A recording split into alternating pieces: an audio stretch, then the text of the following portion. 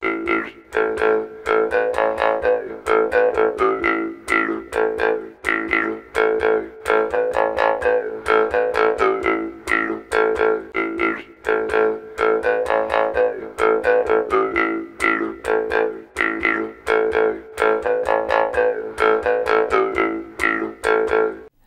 Арслан баба бир жаш улгайып калганбы, балким бир өспүрүм урактан өтүп калганбы, иши кылып бир адам деп ойлосо керек. Анан кийин себеби жашын айтпайт да канча экенинчи. Атын да айтпайт. Болгону эле биринчи өзү сураганга чейин күтөсүң деген. Анан кийин бир 7 жашар бала Арслан баба менин аманатымды бериңиз деп сураган. Анан чөчүп кеткен да. 7 жашар бала сурайт деп ойлогон эмес. Анан мейли берейин деп туруп анан мен ушу 400 жылдан бери сактап келдим эле. Акысын эмне бересиң дегенде 400 жылдан бери ушу данектин ширеси даамдап келдиңиз, ошол эле сиздин акыңыз болуп эсептелет деп айткан эмес деп айтылат да. Анан ошондой диалог болду. Бул да маанилүү эмес. Бу жерде алардын сүйлөшүүсүнүн өзү болгон деп ишенсек болот да. Анан азыркы илимдин түшүнүгү боюнча алганда ошо микрочип болсо керек да. Курманын данеги. Анан өзүнүн кайсы бир сырларын баягы сахабалардын арасында ошону көтөрүп кете турганга деңгээли жеткен бир адам жок болуп калуунан ошону 400 жылдан кийин келе турган кишиге сөзсүз жеткириш керек болуунан ошо курма деп эле баягы элдик түшүнүк боюнча курма деп айтылган менен микрочип окшойт да. Менин түшүнүгүм боюнчачы. Бүгүнкү техниканын жетишүүсү менен чип деп айтсак элдер таптакыр түшүнбөй калат да бул нерсеничи. Жок, мен жөн эле болжол салыштырмалуу эле деп ойлоп атам. Бул ошол керемет бир сырларды ошого жашырып койсо аркылуу ошол сактап койсо керек болот. Тиги ошол курманын данеги ошончо жылдан бери тилинин астында жүрүп аябагандай ичкерип кенедей болуп калганына чейин айтылат. Ошол үзүлгөндай жери бар да. Азыр Кожо Ахмет Ясауиди айтып атпайбызбы? Бул Өзгөн шаарындагы жазы суусунун боюнда. Негизи көп улуулардын неме атын атасы Арслан баба ата деле ошо Кожо Ахмет Ясауи деле бул кыргыз элинен, кыргыз уруусунан, кыргыздын каны бар адамдар. Кожо Ахмет Ясауи 63 жашында ушу жердин астына кирип, мындан ары жашаганга алтын пайгамбардын жашынан кийин мен жарыкчылыкты көргөнгө болбойт. Анан жердин астында 62 жыл жашаган дагы. Бул ислам дининдеги багыт, суфи багытын өзгөчөлөп кеткен. Айтайын дегени бул ушул кыргыз бая бир жолу мен дагы бир нерсени айтып берейин. Тиги ким Дзензи Тересава келип атпайбы? Анан ошо Дзензи Тересава япон монахы элдеп жүрүп анан Будда Шакьямуни бул Сакурусунан чыккан ыйык адам деп чечилет экен да. Мен айтып атам, бул Сакурусу бул бул кыргыз болгон деп. Анан Кыдыр ата жөнүндө болуп кетти да кеп. Анан Кыдыр ата деген бул кыргыз дедим да, кыргыз деген. Ал Япония кайдан барды дейт. Ал убакта жер мындай биригип турган. Кыргыз бул бардык тажрыйбаны алгандан кийин өзүнүн турмушунда илимий жагынан, аламдык касиет, бардык нерселерин алганда бир адамзаттын астында кызматы болот экен да. Анан канчагага кийимдерин, гүл азыктарын алып анан кыргыздын мекени бардык жери болгон экен да. Анан кыргыздын мекенинде ошол эл кыдырып, жер кыдырып, ааламдан алган, өзүнүн канында келаткан сырдуу дүйнөнү кошуп, илимин, билимин, медицина жагынан, искусство, маданият жагынан бардыгын алып, анан ошону элге таратып кеткен экен. Таратып ар бир жерге өзүнүн үрөөнүн сээп, багытын берип кеткен. Мына ошол Кыдыр ата ошол кыргыз болгон деп айтсам, мунун бир чындыгы бар го дейт. Мен тиги ошо Японияда мен бала кезимде түш көргөм дейт. Анан ошо түш жерлерди таппайм дейт, дүйнөнү кыдырып жүрүп. Анан кийин таппай мынабу Горная Маевкага барып, ошол жерден мен ушундай жерде түшүмдө көргөм деп, анан ушул жака үй салып жашап атат да. Япондуктар жөнүндө айтканыңда ошол турмушунда эле кыргыздын өзүнүн улуулугун айтат да.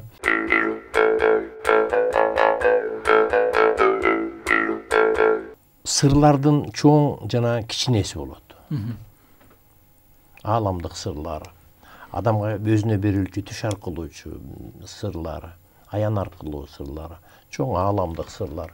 Булардын чоң жана кичине сырлар боюнча сөз кылсак. Мен жана Кожо Кумат эсебин айтканым бул Орто Азиялык масштабта, балким дүйнөлүк масштабтагы инсандын атына тиешелүү уламыш же болбосо кайып дүйнөнүн бир керемети да, далили. Ал эми райондук, айылдык, райондук, областтык, республикалык деңгээлде дагы бир кайып дүйнөнүн далилдери же болбосо ошондой бир жөндөмдөрү, касиеттери ойгонуп калган кишилердин өмүр баяндары бар. Ошолордун бири өткөн кылымда жашап өткөн Ысмайыл Калпа деген бир касиеттүү адам болгон экен. Бул Кара Суу районунда жашаган. Баягы Брежневдин убагында айыл чарбасын көтөрөбүз, дыйканчылыкты көтөрөбүз, 5 жылдык планды толтурабыз деген бир ураандар менен, мамлекеттик саясаттар менен, экономикалык бир максаттар менен жайлоолордун баары, жайыттардын баардыгы, талаалардын баардыгы өздөштүрүлгөн. Ошол кезде адамдар, үй бүлөлөр чогултулуп, айыл болуп, көчө болуп жашашканда, жер которушкан. Ошондо Ысмайыл Калпа талаада жашачу экен, ошол жерден көчпөй коюптур, мен кете албайм, мен кетпейм депчи. Анан совхоздун директори бир күнү бир бульдозер айдаган кишиге буйрук бериптир, сен барып туруп үйүн сүздүрөсүң дагы. Анан кийин өзүң болсо көчүрүп келесиң. Үйүн бузуп таштайсың, тебелетесиң. Талаа менен талаа кылып түзөтүп коюп келесиң дептир. Анан бульдозер барып эле анан эми директор айтып атса аткарыш керек да. Барып эле короосунан бульдозердин калагын түшүрүп эле сүздүрүп баштайын десе эле бүт ошо үйдүн тегереги бүт эле жайнаган эле кой, шыкалган койлор турат имиш да. Анан кийин түшүп караса жок. Кайра бульдозердин отуруп туруп сүздүрөйүн десе кайра койлор пайда болуп калат. Анан кийин көрсө бул касиеттүү киши дебеди белем. Мен бул кишиге каршы иштебешим керек экен. Андан көрө директорго айтайын дагы баш тартайын деп анан барып мен аны сүздүрө албай койдум. Мен аны көчүрүп келе албай койдум деп анан кийин директор өзү келип дагы көчүрө албай коюптур. Анан ошо боюнча ал киши өмүр бою ошо таладагы үйүндө жалгыз жашаган экен. Анан бүт областтан элдер келишкен. Анан ден соолугунун ар кандай себептери боюнча кайрылышып, дээрлик баардыгына шифасы тийип, жардам болчу экен да ошо кишиденчи. Анан эч убакта ставка коюп, тариф коюп акча алчу эмес экен. Ким канча ыраазычылык берет, Кудай жолуна деп кабыл алып коет. Өтө жупунуу жашаган экен да. Өтө жупунуу жашаган экен. Анан таң калыштуусу мен бул киши жөнүндө мындан бир 5-6 жыл мурун эле уктум, ушундай адам болгон деп. Андан таң калыштуусу мен быйыл уктум. Мен өзүмдүн атам 65-66 жылдары ооруп калып, айылда жүрүпчү, бөйрөгүн ооруп калып, анан кийин суу ичип, анан узак 6 айга чейин суу ичкен да. Анан кийин ошондо атам өзү айтат, айылдын чекесинде бирөө борсок бышырып атса дейт. Ошо борсок бышырып аткан майдын жыты айылдын ортосунда турган мен сезет элем дейт. Мынаныкында борсок жасап атыптыр деп. Ушунчалык сезимталдуулугу күчөйткөн да. Баягы сууга отургандачы. Анан кийин анан ошо айылдагы дагы молдолор дем салып жардам беришкен. Анан бирок толук сакайып кетпегенден анан ошол Ысмайыл Калпа жөнүндө угуп анан атам өзүнүн инисин ээрчитип алып келип 1 айдай жашап ошо кишинин үйүндөчү. Анан күндө 2 маал дем салчу экен. Анан ошондон толук сакайып кеткен да. Мындайча айтканда медицинанын алып жетпей калган жерде таапчылыктын, дуба түшүрүүнүн күчү күчтүү экен. Анан ошодон кийин 1 жылдан кийин мен жарык дүйнөгө келип атам да. Ошону мындайча айтканда ошо кишинин мен бул жашоого келип калышыма түздөн түз тиешеси болуп калып атат. Мен ал киши жөнүндө укканда эмнегедир эле мага жагымдуу болуп, анан кийин изилдеп жүргөм да. Бул бир мисал. Экинчи мисал Дулдулат деген, же болбосо Дулдул булак деген мазар бар Арабан районунун борборунда. Бул болсо 1969 жылдан бери карай жабылып калган. Себеби ошол кезде атеизм абдан үстөмдүк кылып, буга чейинки салт саналар, түшүнүктөр баардыгы эскинин калдыгы деп жарыяланып, анан биз жаркыраган келечекке коммунизмди көздөй бара жатабыз. Ошон үчүн баардыгыңар иштегиле, мына иш, мына акча, мына тамак, курсагыңар ток, чест берип коюп эле. Пионериң пионер дейишти, комсомолуң комсомол дейишти, партияң партияда дейишти. Калганын буларга кошулуп иште деген нерсе менен жүрүп аткан учурда бул мазар жабылып калган, кароосуз калган. Ошол Арабан шаарынын жанында, Арабан шаарынын өзүндө Эргеш Али деген да бир замандашыбыз жашаган. Ошол бала кезинде, өспүрүм кезинде ошол Дулдул булакка барып, ошол жерде ойноп эле жүргөн. Анан 87-жылы ошо киши бир ооруп калат да, уйкусу качып ооруп калат. Анан 1 ай уктабайт, 2 ай уктабайт, 3 ай уктабайт. Таңга жок эле кичине чирметет, анан кийин уктабайт да. Анан кийин бир жолу аян көрөт. Көз ачык туруп эле бир медресе сыяктуу бир таза жай экен, жаш балдар жүрүшөт, устаздары жүрүшөт. Анан мен ошол жерге барышым керек деп анан эртеси туруп алып эле үй бүлөсү менен коштошуп, бир дипломатка кийим кичесин салып, бир баштыкка дагы канча мынча эмесин салып эле анан кетип калат да. Анан каякта экенин деле билбейт. Анан Самаркандка барып, Андижанга барат, оштон. Анан Самаркандка барат. Анан Самаркандтан таңга жок анан бир карыяга жолугат. Эртең менен баягы декабрь айы болгон экен. Декабрда эми тоолордо аябай эле суук, бирок Өзбекстанда деле ошол кезде суук болуп, кар жаап, анан эме болгон экен. Анан эшикте көп элдердин арасынан эле бир абдан куудай сакалы бар киши келе жатыптыр. Анан эмнегедир ошого тартылдым дейт да Эргеш Аликеч. Анан кийин барып учурашып эле, эмнегедир барып учурашкым келди, учурашсам эле менин саламымды кабыл алып, балам, сен көптөн бери жаның кыйналып ооруп аткан турбайсыңбы? Сени көрсө, сен бир нерсени өзүң билбей эле бир нерсени издеп бара жатыпсың.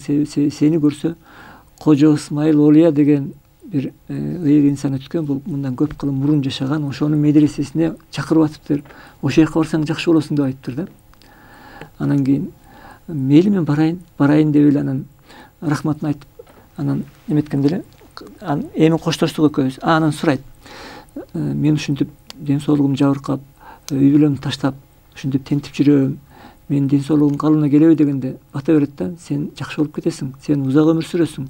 Сен бир жасай турган ишиң бар турбайбы? Ошону мойнуңа алыш үчүн жер кыдырышың керек экен. Биринчи жанагы Кожо Ысмайыл Олиянын медресесине барышың керек экен. Андан кийин көп мазарды кыдырышың керек экен.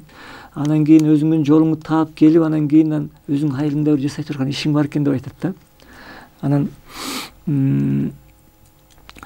ыраазы болуп, анан сен эми өзүңдүн жолуңа түш, мен өзүмдүн жолума түшөйүн деп анан экөө мынтип кайчылашып кетишет. Анан кийин эле мен рахмат айтпай калган турбаймынбы? Кой, кубалап жетип рахмат айтайын деп эле карап эле бир мүнөтпү, жарым мүнөтпү кичине өзүнө келе албай туруп калат. Анан кайра өзүнө келгенден кийин карап эле кубалап жетейин десе тиги жок да. Анан ошондо ойлойт, мен жана сиз айткан Кыдыр атага жолуккан турбаймынбы? Мага багыт берип атпайбы? Анан жанакы даректе айтат. Челек деген айылда сен туура Самаркандга келдиң. Мындан 40 канча километр алыста жайгашкан Челек деген айыл бар. Ошол жерде медресе бар. Ошого барасың, ошол жерде жүрөсүң, ошол жерден сен сакаясың деп айтат. Анан мага эми Челекти табайын деп анан кайсы автобус менен барыш керек, аны кошо айтып берет. Анан тиги киши бирок автобусту күтүш үчүн илгери расписание менен да, бул таңга жук саат 4-тө болду деп. Анан 10го чейин күтпөй жөө баса берейин деп жүрүп отуруп, анан түштөн кийин ошо 40 километр жерди басып өтүп, баягы айткан жер боюнча жетип, анан ошо медресеге жетип, ал жактан жакшы кабыл алышат, түшүнүп мамиле кылышат. Анан бир кичинекей таза бөлмө бар экен, ошол жака киргизип койсо эле кирип эле уктап калат да. Эртеси ойгонгондон түшүнөт. Баягы уйкусу качкан, оорусу айыгып кеткенинчи. Эртеси ошо медресенин мугалимдери менен сүйлөшөт. Алар айтат, сен каалашыңча жүрө бер, өмүр бою жүрсөң деле болот. Кетем десең, кетем деген күнү кетсең болот деп анан баягы түшүнгөн чөйрөгө түшкөндө көрсө аны үй бүлөлүк бир маселелер түшүнчүтүп, анан уйкусу качып, ошол өөрчүп жүрүп отурупчу. Анан оорулуу болуп, анан медиктердин алы жетпей, ошол кездеки калган каткан табыптардын алы жетпей, молдолордун деми түшпөй, анан абалы курчуп бараткан экен. Анан кийин кайып дүйнөнүн кийлигишүүсү менен анан жанакы жака барып, анан эме болуп атат. Дулдул атага келип. Азыр айтам анан. Анан ал жерде бир жума жүрөбү, 2 жума жүрөбү, анан кайра дагы бир күнү таңа жук, дагы аян көрөт да, эми могу жака барышым керек деп. Анан коштошуп эле кетет. Ал жака барып 2-3 күн жүрүп, ошентип канча жыл? 6 жылдан кийин үйүнө келет. 6 жылдан акыркы жолкусунда ошо Түркистан мазарына барып, ошол жакта да узак жүрөт да. Ошо Кожо Ахмат Ясауи'нин окууларын окуйт. Ошентип жүргөндөн келгенден кийин үйүнө келсе эле, анан 6-жыл үйүнө келип, анан уктап атса, анан баягы үйүнөн кетерди дагы көз ачык туруп эле бир медресени көрбөйт эле ошондой болуп дагы көрүнөт да. Бир абдан көп жылкылар пайда болот. Анан ошо жана үйүнүн жанындагы тоонун түбүнө келип ошол жерде булак бар экен, суу ичип атканын көрөт да. Ушунчалык көп. Алар асмандан түшүп келишет. Анан кийин кайра суу саганын кангандан кийин кайра асманга чыгып кетишет да. Анан ошондон бир 2 дулдулат калганын көрөт. Анан ошол 2 дулдулат үйүн келип тегеренип басып жүргөнүн көрөт да. Анан кийин эшикке терезени карайынчы деп терезесин тийип ачып караса, чындап эле дүп этип басып жүрүптүр да. Анан кийин мен андай буларды кармашым керек окшойт, эшикке чыгышым керек окшойт деп анан эшикке чыккыча эле дулдулаттар жана тоону көздөй жанакы булакты көздөй басып кеткен болот. Артынан ээрчип келип, анан ошол жерден биринчи жолку жолугушуусу болот да. Мындай ой аркылуу сүйлөшүүсү болот. Анан ошондон мойнуна алат. Мен көрсө дулдул булакты шайыгы болуп, ушул жерди тазалап карашым керек турбайбы? Мен буга чейинки баскан жолум, мисалы баягы үйдөн чыгып кеткенге чейинки жолум пендечилик деңгээлдеги эле бир түшүктөр экен. Анын бүтөптүр. Анын бүткөндө билбегендиктен аны билдириш үчүн жанагы уйкусу качкан ооруга кабылыпмын. Анан аным сакайыш үчүн медресеге барыпмын. Дагы ушу кайып дүйнөнүн мазарларынын сырын билиш үчүн жанакынтип Түркистанга чейин көп жерлерди ал Тажикстанды, Өзбекстанды, Казакстанды, Кыргызстанды, Түркменистанды баардык ошо Орто Азиянын территориясындагы 5 республиканын баардыгында болгон да, өзү санайт паланча жерде болдум депчи. Ошонун баардыгы менин тажрыйбам болуптур. Мен калган өмүрүм ушу Дулдул булак мазарынын шайыгы болуп, ушул жерде жүрүшүм керек экен. Элдерди кабыл алып, ошолорго кеп кеңешим беришим керек экен. Эгер эле менин алым жеткен бир оор сыркоолор болсо, кеп кеңешим айтышым керек экен. Эң негизгиси ушу Дулдул булакты асырашым керек экен деп анан 93-жылдан баштап бүгүнкү күнгө чейин ошол жерде шайык болуп иштеп келе жатам.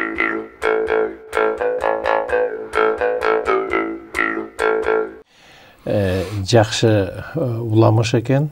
Бирок уламыш дейин десең, бул чындык экен да. Мен ал киши менен таанышканмын, мен ал киши жөнүндө кичинекей бир эпизод кылып чыгарма жазып койгонмун. Баягы үйүнө келгенде баягы уктабай жүргөн. Булар 6 жылга кетерде дагы менимче ушул такыр эле коштошуп кетсе керек эле. Анан кайра тирүү келгенине таң калышып. Жок, бул коштошуп эле кеткен о. Коштошуп эле, ооба, сиз окугансыз, коштошуп кеткен, мен келемби келбейм билбейм деген. Бирок абдан кызыктуу ушул кайып дүйнөнүн адамга болгон таасири, адамга бере турган багыттары жөнүндө айтылып атат. Кайып дүйнөнүн бар экенин кыргыз эч убакта билип келген, ошону менен жашап келген. Ошол нерселерди бүгүнкү күндө ойготуу, ошол канындагы нерселерди кайра сыртка чыгаруу, ошол кайып дүйнөнү сезе билүү, туя билүү, шыбырын уга билүү, бүгүнкү күндө ошол нерсеге кайрылып келишибиз керек. Бул менимче мезгилде эле талабы болуп баратат. Адамдар бардык нерсеге ишенбей, өзүнө гана өзүн изилдеп, өзүнүн жан дүйнөсүн изилдөө. Мен ушул дулдулаттар боюнча азыр Айкөл Манаска бир аз тиеше кетсек, тиге ошондо Айкөл Манаста дагы дулдулаттардын келиши, Ак кула менен Алгаранын келиши тууралуу дагы айтат. Ушул дулдул мазарга байланышы барбы? Жок, Ак кула менен Алгаранын Дулдул булак мазарына байланышы жок. Ал аттар Каптоосунан, Аравиядагы Каптоосунан Сайыт Малик деген саяпкер өмүрүн ошол өнөргө арнап коюп, анан кийин Кула бей менен Кула айгырдын экөөнү асырап, анан кийин адегенден Карабайыр Нарбуудан деген 2 күлүктү алат. Андан кийин көп жылдан кийин Алгараны алат. Андан кийин көп жылдан кийин Манаста өзүнүн төрөлгөн күнү Каптоосунда Ак кулада туулуп, өзү ал кездеки чоң жүгү бар, элге жоопкерчилиги бар адам болгондуктан Манастабыз. Анын аты дагы тандалган ат болуш керек болчу да, өзү да тандалган адам. Ал мине турган аты дагы, жан жолдошу дагы, эң жакыны дагы ошо Каптоосунда туулуп, анан кийин ошол замат эле касиет аркылуу, керемет аркылуу ошол замат 6 айдакы Манастабыз туулуп аткан Кантуу жергесиндеги жайлоордун биринде, азыр жайлоонун аты эсиме чыгып атат, Бөйрөктү болуш керек эле. Ошол жерге күчөгөн ата алып келип тапшырып берип, анан өзү мен эми бул жашоодоку озипам орундалды, мен эми кайып дүйнөлөргө кете берейин деп анан кайып болуп кетет да. Ал эми башка аттар Манастабыз өзү эле ошондой бир теңдешсиз атка ээ болбой, анын жан жөкөрлөрү, кырчыросу, дагы көп адамдар ошондой атка ээ болуш керек болчу да. Илгери азыр мисалы самолету бар, ракетасы бар, кораблдери бар мамлекеттер күчтүү болуп атпайбы? Илгери дулдул аттары бар элдер күчтүү боло алышкан да, себеби алар тез жер которо алышкан, тез бара алышкан, кубаласа жеткен, качса кутулган. Анын ошо дулдул аттардын негизги бөлүгү ошо Үрүш деген шаарда, ошол азыркы Арабан жайгашкан түз жерде өзү дагы абдан кызыктуу жер. Түз эле тала, бирок анан эле кырка тоолор бар. Ошо кырка тоолордун сыртынан курчалган 2 кабат дубал менен курчалган дубал болгон. Эки дубалдын ортосунда карышкырлар кайтарып, дайыма карышкырлар үйрүп тургандыктан сырттан көргөндөр Үрүш деп атап коюшкан да. Баягы дулдул аттарды алуу, мындайча айтканда конезавод, жылкы, асыл тукум жылкыларды өндүрүүчү мекеме. Өзүнчө. Ооба. Болгону бул кайып дүйнө менен байланышы болгондуктан бул сатылбаш керек болчу. Бир гана эке ошо Манастабыздын жан жөкөрлөрүнө, жардамчыларына, аскерлерине гана эке берилиш керек болчу. Ошол кийин анан баягы чоң кызыкка барып келгенден кийин кыйроо болуп, анан ошондо Үрүш шаарда кыйраган, жана дулдул аттарды алуучу жанакы сырда сакталбай калган. Анан болгону жанагы булак гана сакталып калган. Кичинекей булактын көзү сакталып калган, жана мазар катары элдин эсинде калган. Анан ошол Эргеш алеке өзү улутту өзбек, бирок улутуна карабайт, кайыпчы. Кайып дүйнөдө улут деген түшүнүк жок. Ал жакта жалпы бир цивилизациянын өкүлү деген түшүнүк бар. Анан ошого жанагындай сырдуу дүйнө менен кайып аян берип, анан ошого кызмат кылып атат да.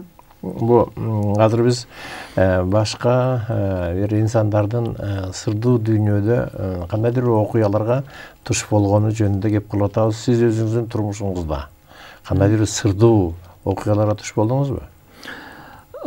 Ансыз болбойт экен. Мындай орусча айтканда бытовой нерседе деле аралашып кетет да. Болгону байкабай калышыбыз мүмкүн. Мен байкагандан экөөнү айтып берейин.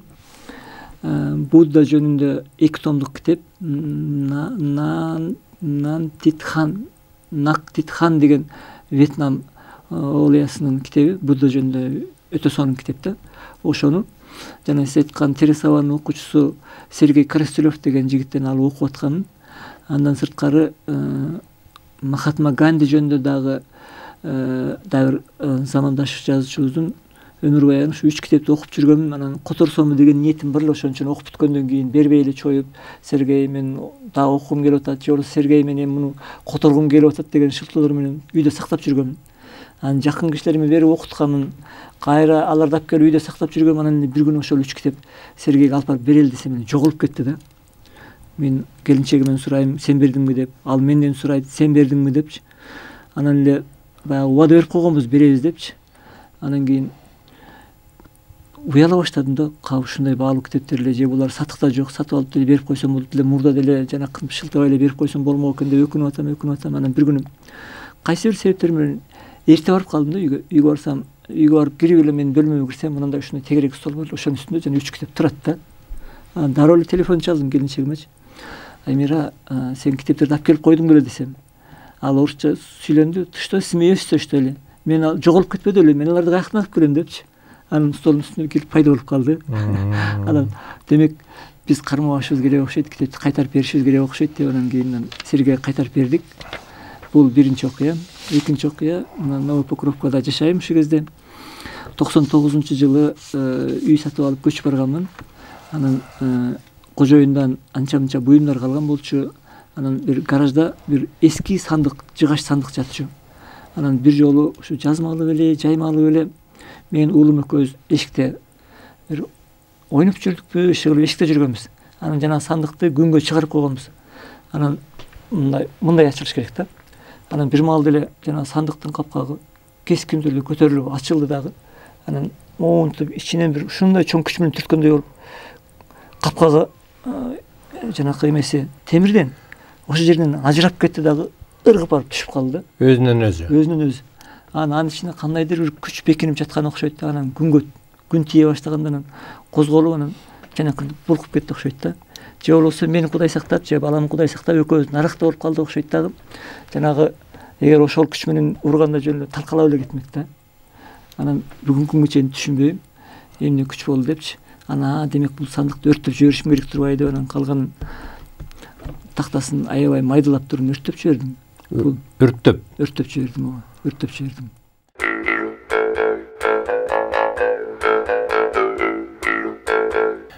Ошол окуядан кийин кандайдыр бир өзгөрүүлөр, сезимдердин өзгөрүүлөрү же турмуштагы өзгөрүүлөр болдубу? Өзгөрүүлөр тынымсыз эле болуп атат. Ага чейин эле ошол учурда деле азыр. Орчундуусун сурайм. Орчундуусу мындай так ошо сандыктын жанакынтип капкага жулунуп кеткенден кийин кандайдыр өзгөрүүдү байкаган жокмун. Жөн эле мен эсимде калды да, мен үчүн түшүнүксүз боюнча калды. Ал эми 2001-жылдан бери карай 2001-жылы октябрь айында мен Айкөл Манас дастанынын 6 томдугун окуп чыктым. Окуганда биринчи сүйлөмүн окуганда эле бул керемет нерсе экенин түшүндүм. Жана менин ордум бар экен, мен аралашышым керек. Мен эгер колуман келген нерсе болсо, колго иш кылышым керек деп түшүндүм. Анан 2001-жылы ноябрь айында Бүймариям эже менен тааныштым. Анан кийин жакын мамиледебиз бүгүнкү күнгө чейин. Көп бир сырларды көрдүм. Мен үчүн кызык болду, мен үчүн түшүнүктүү да болду, мен үчүн түшүнүксүз нерселер да болду. Анан 2002-жылы 30 май күнү биринчи жолу ошо Кызартка же мен быйыл мазарга чыгышым керек, ошондо кошо барып кел деп чакырды. Бардым, анан тоонун бет бийик жерде экен, Кызарт белинин Соңкөл тарабындагы бийик жерде экен. Ошол жерде баягы бир кандайдыр жасалып иштер жасалып бүткөндөн кийин баарыбыз кетишибиз керек деди. Анан Бүймариям эже жалгыз эле тоодо калып калды. Анан мен жанымдагы кишилерден сурап атпайм, мен бияк ээн го, коркунучтуу го, карышкыр келиши мүмкүн, чөө келиши мүмкүн. Ал кишини жалгыз таштап коебузбу десем, күлүп коюшту. Бейгам бол, ал кишинин өзүнүн сактоочусу бар, коркпо, ал келип калат деди. Анан мен ишендим, бирок сарсына болгон боюнча келдим, төмөн түштүк биз жайгашкан жергечи. Анан кийин очок бар эле, мал курмандыкка чалынган болчу, анын эти бышып аткан. Анан бир 2 сааттан кийинби, 3 сааттан кийинби, же 4 сааттан кийинби бир маалда эженин сүрдүүнү угулду, балдар атаңарды көрүп калгыла депчи. Анан мен коркуп кеттим. Көрсө эже байланышка чыккандан, маалыматын алгандан кийин жайсаң ата кайра анын бул дүйнөгө, кайып дүйнөгө алып барып сүйлөшүп, сырдашып, маалыматтарын алып бүткөндөн кийин кайра алып келип жеткирип коет экен да. Анан экөө бөлүнүп аткан кезде анан жайсаң ата баягы жылдыз катары көрүнөт экен. Ошонун бөлүнүп аткан кезинде анан балдар көрүп калсын деген ой менен жанакынтип кыйкырган экен. Анан ар кимибиз ар жакты карап түшүнбөй калдык. Эрнесттин келинчеги Нургүл болсо биякта экен деп жогору жакты көрсөттү. Анан кийин бардыгы эле эженин көзүнө чуркап жөнөштү. Эженин колунда фонариги бар болчу. Фонаригин жагып алып анан тик беттен эми ал кезде деле жашы бир кыйлага чыгып калган адам болчу. Мындан бир 18 жыл мурун, бир 55-терге чыгып калган. Анан кийин ошо тик беттен түндөсү мындай акырын түшүш керек эле, ал киши эскалатор менен жана супермаркеттердеги эскалатор менен түшүп келаткандай эле мындай сыйгаланып, шыдыр тез келе жатты да. Анан кийин жолдун бир 3-төн 2 бөлүгүн ал киши басты, 3-төн 1 бөлүгүн биз бастык. Жеттик, анан кийин учураштык.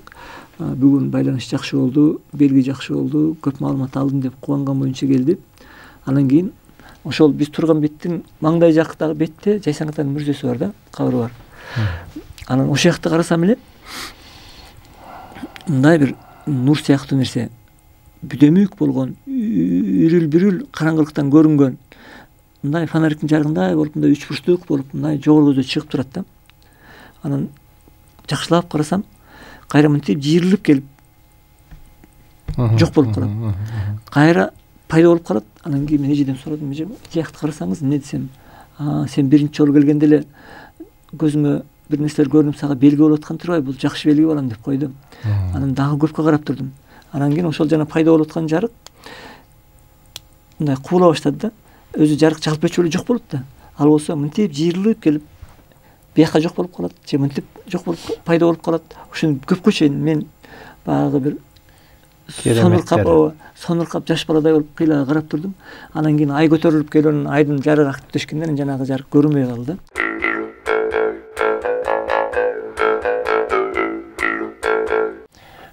Касиеттер жөнүндө кеп болуп отурат. Мына бул Айкөл Манас китеби. Ал китептин чыгышына сен эмгегиң абдан чоң эмеспи алтыным. Ошол эмне себептен кандай себептерден кандай сыр бар, эмне үчүн жабылып калганы, эмне үчүн тыюу салып койгону, анын да бир көмүскө сырлары барбы? Азыркы күндө канча тому? 10 том жарык 10 тому чыкты. 10 том жарык көргөн, анан дагы канча том болот, аны айта албайбыз, иштей эле атат. Эмне үчүн ушул эмнеге тыюу салынып калды? Бул өзү чоң нерсеге чоң каршылык болуш керек экен. Бемар эже алгач жаңыдан өзү чайыкта жашап жүргөндө айылдык деңгээлде каршылыктар болгон. Ишенишкен эмес, түшүнүшкөн эмес, бир айыптаганга аракет кылышкан, күнөөлөгөнгө аракет кылышкан, бирок эже өжөрлүк менен, кайсы бир деңгээлде көкпеттик менен, тырышчаактык менен аракет кыла берген. Мен мага ушундай чоң жумуш тапшырылды, мен ошонун аягына чейин аткарышым керек деп. Анан кийин областтык деңгээлде, районго белгилүү болгондо райондук деңгээлде бир түшүнбөстүктөр болгон. Анан областтык деңгээлде, анан кийин эже 2001-жылы Бишкекке көчүп келди. Анан Айкөл менен Астастаны жайылып баштады. Коомчулук жакшы кабыл алды, түшүнүп кабыл алды, түшүнбөй да кабыл алгандар болду. Анан кийин бир күн эле чоң каршылык башталды да. Анан муну боло турган нерсе катары деп мен жеке өзүм эсептейм.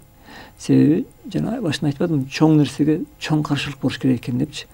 Ошо каршылык, бут тосуу, ошол такшалтат, чыйралтат жана көтөрөт экен да. Эгер аны биз ушундай уникалдуу эмгек болду, ушундай элде жок нерсе болду деп эле курлай эле мактай берсек, мынчалык реклама болмок эмес да. Бул бир жагы. Экинчи жагы, мен мисалы тарыхтан дагы бир-эки мисал келтирейин. Чыңгыз хан адегенде баягы өзүнүн ишмердүүлүгүн баштаганда жакын кошуналар тоскоолдук кылган.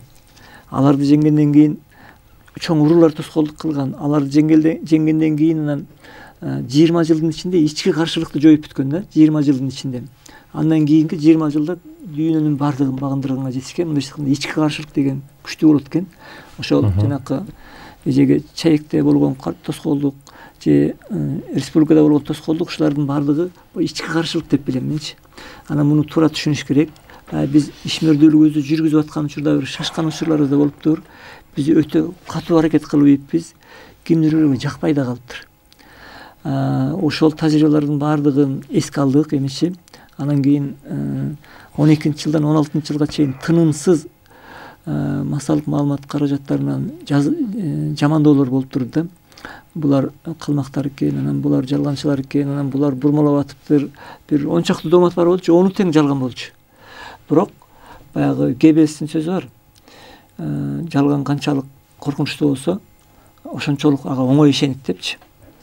Ошон баягы жалган нерсеге дагы ишенип кеткен, ошонун артынан ээрчип кеткен кишилер деле болду. Өкүнүчтүүсү ошо бийлик баягы ортолукта турбай, ошол кездеки президентибиз да адаштырып коюшту да. Бир кайсы бир адамдар адаштырып коюшту эле, ал ооз эки буйрук берип коюптур. Күч тармактарыначы тыйгыла, токтоткула деп. Анан мамлекеттик машина иштеп баштады. Анан кийин мыйзам боюнча токтотконго бир эле жол бар экен. Экстремисттик адабият чечим чыгарып койсо анан ошондо токтоп калат экен да. Ошого болбогон нерсе, эзотерикалык адабиятта өтө жогорку деңгээлдеги нерсени ылдый түшүрүп, пендешилик деңгээлге алып келип, анан кийин экстремисттик адабият дегенге такап туруп, анан кийин 2016-жылы 3 деңгээлде чечим чыгарып коюшту.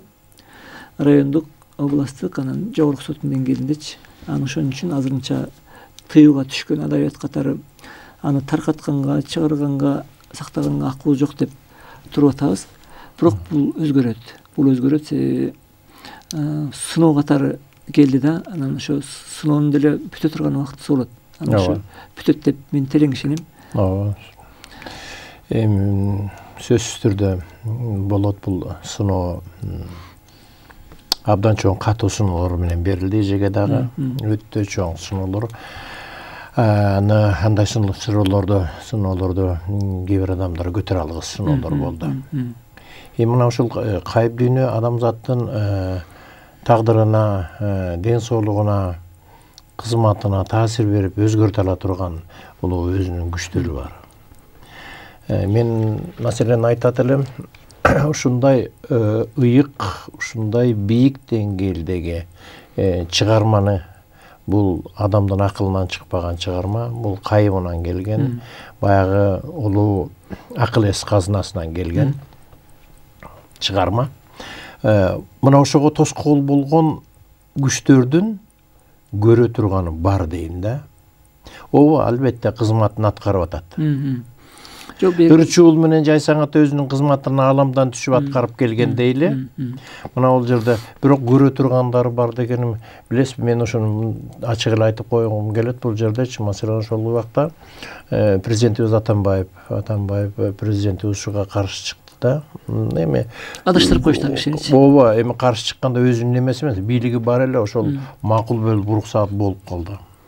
Анан ушул киши дагы мумия, музейдеги мумия көмгөндө дагы өтө каршы чыкты. Албетте бирөөлөрдүн айтуусу менен, өзүнүн ой болгонун. Мына ошол жерде каршы чыгып, ошол убактагы министр Түгөлбай Казаковду ушунун айынан шылтоолоп туруп кызматтан алып койду. Бул кайып дүйнөнүн өзү чоң сырлары, өзү чоң күчтөрү, кереметтери, чоң кудурети бар экенин сөзсүз адам. Мына азыркы ошол кездеги президентибиздин азыркы абалын кээде ойлойм да, кээде ойлоп ушул деңгээлге түшкөнүнүн себептеринин бирден бири деп айтам. Себеби адамдын характери, адамдын тагдыры деп айтылат. Право, япондуктардын сөз боюнча айтканда деги эле ушундай. Анан ошол тагдырындагы өзүн тандап алган жолунда ошолго каршы туруунан ушул нерсени көрүш керек эле, көрөт экен деген. Бул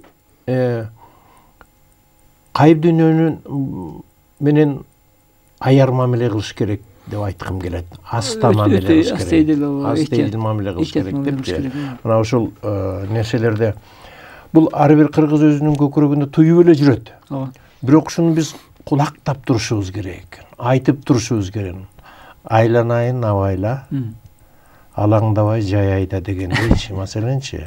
Бул нерселерди сөзсүз айтып турушубуз керек, күндө кулактап турушубуз керек. Бул күчтөрдүн бар экенин, алар таасир берерин, канчалык аруу түз жолдо жүрүүң менен түз жол дайыма ак ийилет бирок сынбайт дегендей жолдо. Негизи биздин берип аткан берүүлөрүбүздүн максаты, эң улуу максаты ошол унут болгон кыргыздын касиеттерин, унут болгон ошол канындагы касиетин, ата бабадан, 7 атадан, 70 атадан келаткан ыйыктык, аруулук, тазалык, тунуктук, ошолорду кайра бир жандандырууга аракет кылып атабыз да. Ошолордун бардыгынын башатында кайып дүйнө турат деп түшүнөм. Ошону айткым келет. Мына сырдуу дүйнөнүн бүгүнкү жана келечектеги таасири. Өзү сырдуу дүйнө биз азыр цивилизациянын эң түп чокусуна жеттик деп көкүрөк койгулап мактанып атпайбызбы? Моундай ийгиликтер жараттык, моундай ачылыштарды жараттык депчи. Ошолордун бардыгы чын, бирок ошол эле мезгилде биз рухий, нравалык жактан деградациянын эң түбүндөбүз да азырчы. Анан кийин эми келечекте жакын жылдар эле турмушубузда көп бир жакшы өзгөрүүлөр жүрүп баштайт.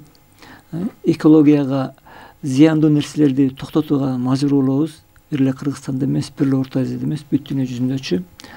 Андан кийин интернеттешүүнүн, компьютерлешүүнүн дагы кийинки этабында, мисалы азыр интернет аркылуу көп нерселер оңой болуп калбадыбы? Газеталар кереги жок болуп калды.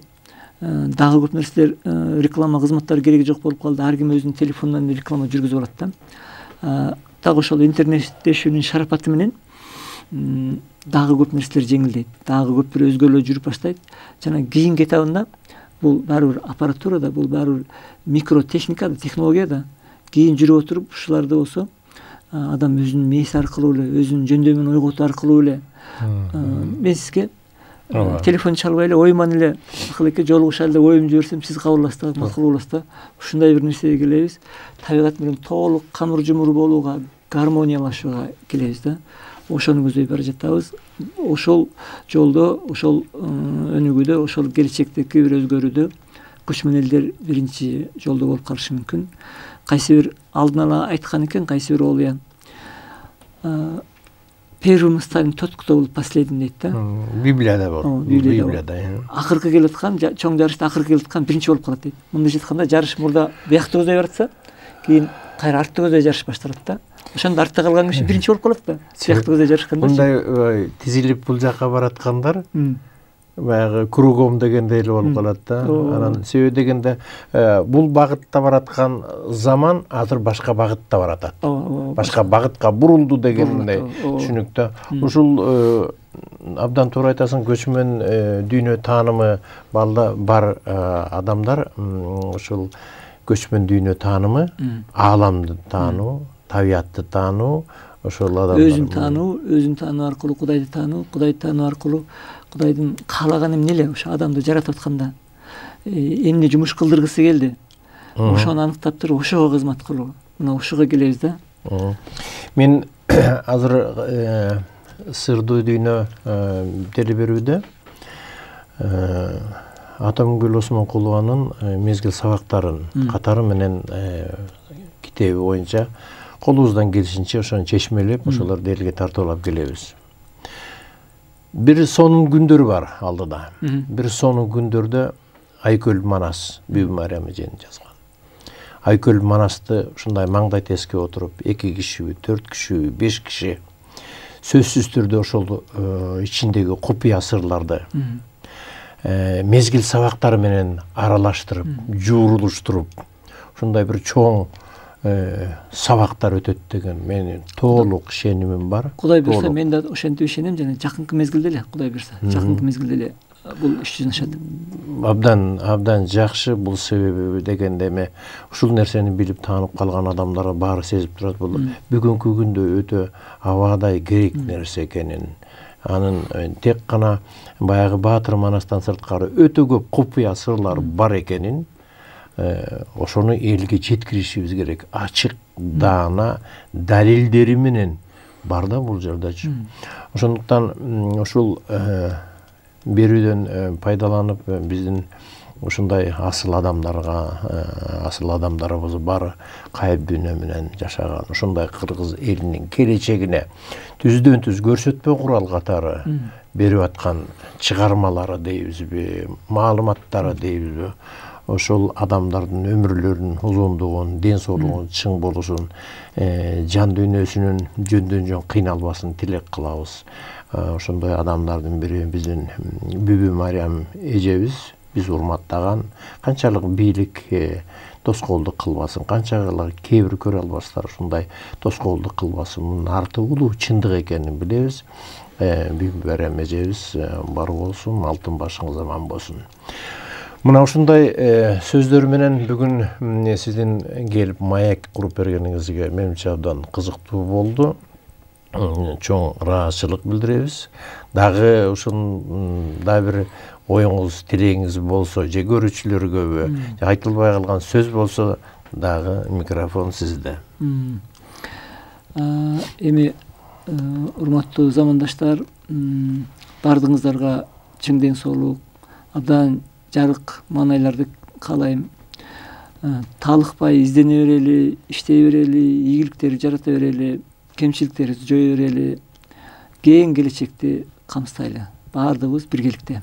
Рахмат, чоң рахмат. Бүгүн биздин мейманыбыз Улуу Тоолор басмаканасынын жетекчиси Жумадин Кадыров болду. Эндемесе көрүшкөнчө саламатта болуңуздар. Ары басын, аруу кыргызым.